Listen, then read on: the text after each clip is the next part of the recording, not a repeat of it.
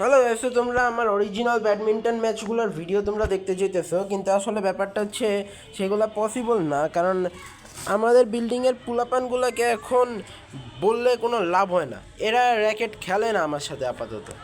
মানে ধরো যদি আমি বলি ম্যাচ খেলতে, তাহলে এরা ধরো আসবে মাগরিবের আজানের কিছুক্ষণ আগে।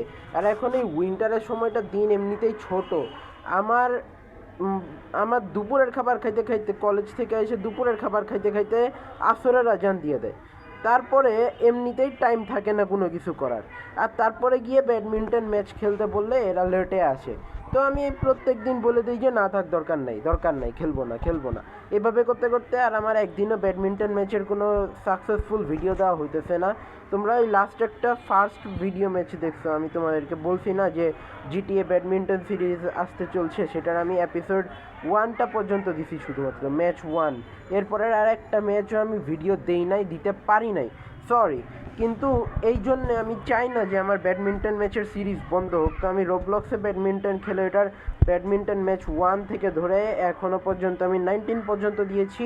আর তোমরা যেগুলোর মধ্যে গান শুনতে পেয়েছো, মানে গান, সেগুলো হচ্ছে মানে কি বলবো, সেগুলো সব রোবলক্সের, মানে সেই সমস্ত ব্যাডমিন্টন ম্যাচ যেগুলো আমি জিতে গেছি।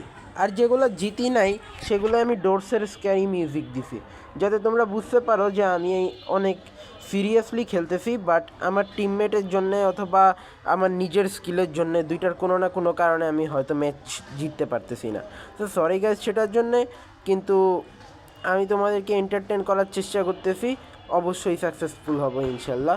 তোমরা লাইক, শেয়ার, সাবস্ক্রাইব করতে থাকো, সেটার থেকে বিরত থেকো না।